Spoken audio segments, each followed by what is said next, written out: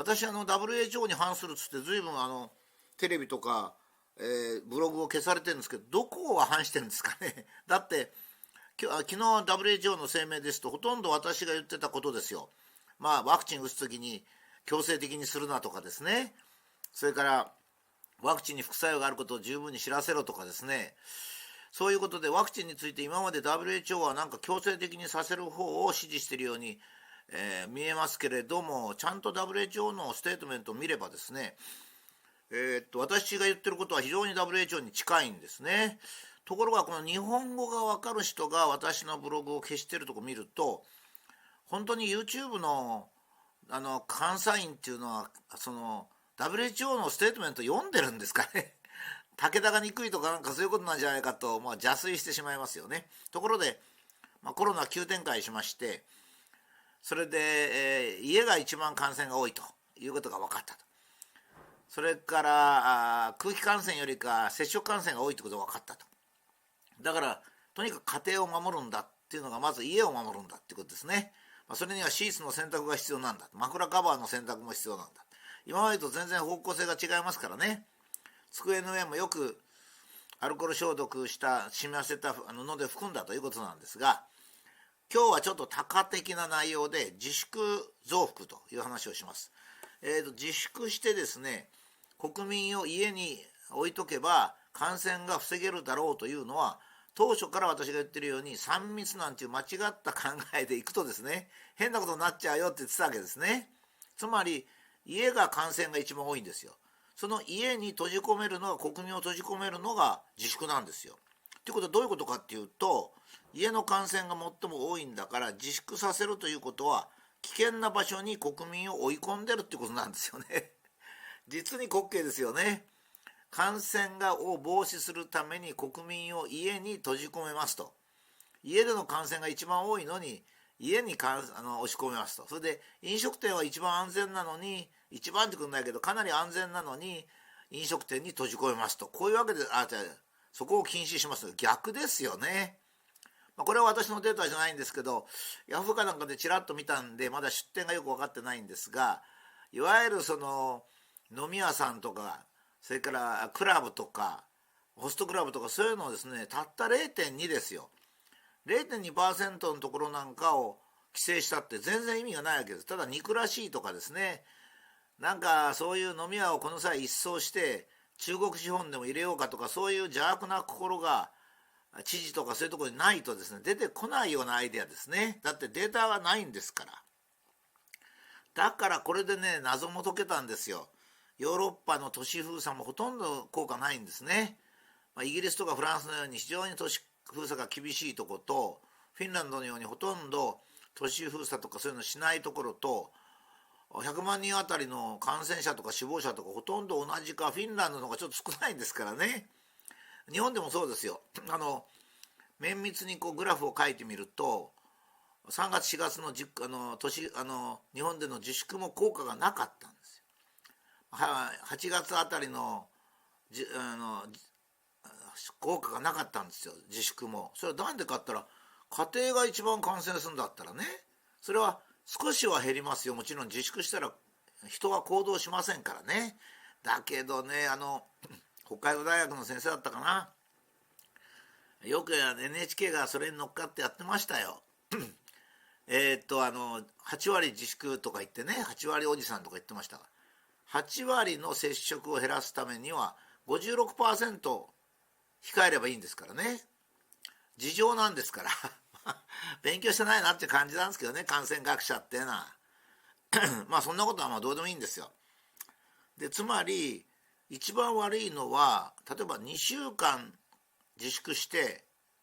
それで国民がそれを守って家にいるとしますよ。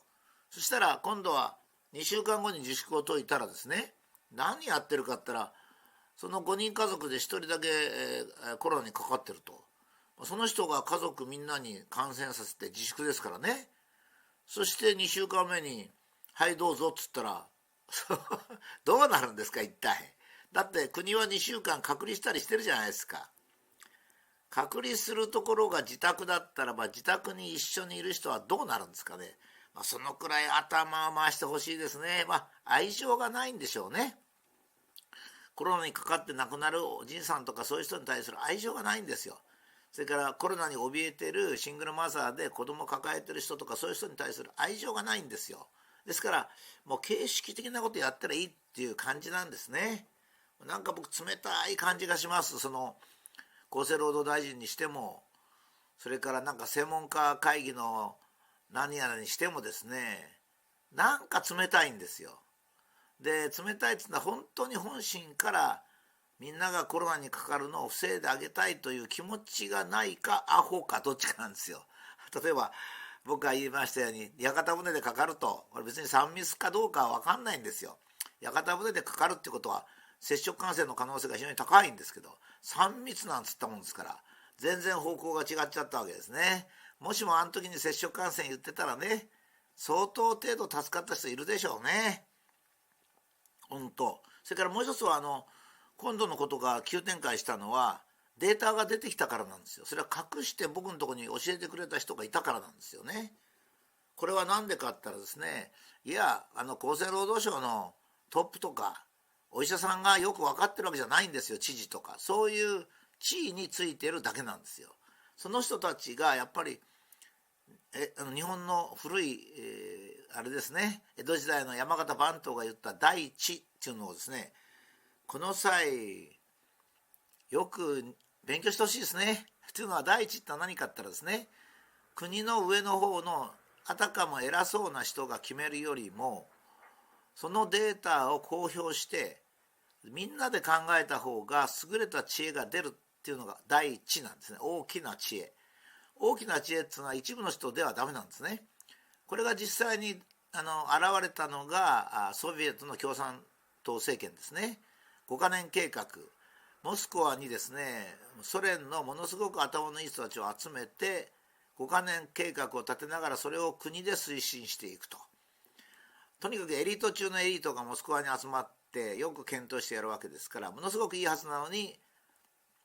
50年ぐらい経ってみたら、これは東ヨーロッパも入れてだから40年から45年経ってみたらですね、経済状態はひどい、社会もひどいという状態になっちゃったわけですね。これまさに山形番頭の言う第一を知らなかったからっていうことですね。必ず多くの人たちが考えた方が少数のエリートが考えるよりもいい考えに至るということなんです。ですから関係者は第一というのをかみしめてもらってですね、とにかくデータをオープンにすると、データっていうか情報をオープンにすると。NHK の人にもお願いしたいんですが、片方のデータだけじゃなくていろんなデータを国民に提供して国民から受信料をいただいている恩に報いると。やっぱり NHK の人も第一という言葉をよく勉強してほしいですね。そしたら、自粛増幅、自粛した方が患者が増えるんだということも分かるし、それから家庭で食事するよりか飲食店で食事する方が安全だということも分かると。今まで、嘘をついてたとは言わないんですが、多分愛情が欠けてて頭の回転が鈍かったんでしょうね。だから逆と対策を取ってきた。せっかく日本は感染者が少なくて抑え込めるのにもかかわらず、感染を増やす方向の政策を取ってたらダメですよね。ちょうどね3月4月自粛してしばらく休んで患者さんを世の中に出して、で今度もう一回、感染させて、今度はまた感染してきたって8月に自粛して、でまたそれも解放して、また世の中にウイルスをばらまいて、そしてまた今度は1月に家庭に返してまた培養すると。家庭培養を続けてるんですからね。なんちゅうか悲しいですよね、本当。だからもう少し冷静に、そんな先入観とかそういうんじゃなくてですね、飲食店で感染してるに決まってんじゃないかなんて、そんなような態度、そういう傲慢な態度は科学じゃいけないんですよ。私もね、最近家で感染が 22% っていうことと、それから大江戸線の運転手の感染の状態を見て、それからマスクをかけた人の感染状況も見て、ああなるほどなと思ったわけです。なるほどなと思ったのには背景となるものありますよ。例えば SARS の時の感染の様式とか、中国でからの出た、もう中国からの論文ってすごい役に立つんで正直なんですよ。日本の論文って何の役にも立ちません。一番ひどいやつは42人死ぬとかやつはもう論文ではないんですけど、あれ正式には書きつけみたいなもんですけど、それ読んでみたらひどいなと思ったんですよ。こんな人が大学教授なのかなと思いましたけどね。中身ですよ、結果じゃなくて。それから知事さんの発言の変なことね、いっぱいありましたね。それよりかやることっていっぱいあるんですよ。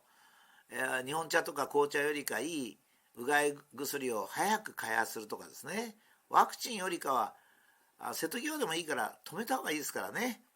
とにかく自粛増幅という認識をはっきり日本社会で作んなきゃいけません。ヨーロッパなんかアホなんだから、ヨーロッパがやったからってやっちゃいけない。日本が独自にちゃんと考えてやんなきゃいけないと思います。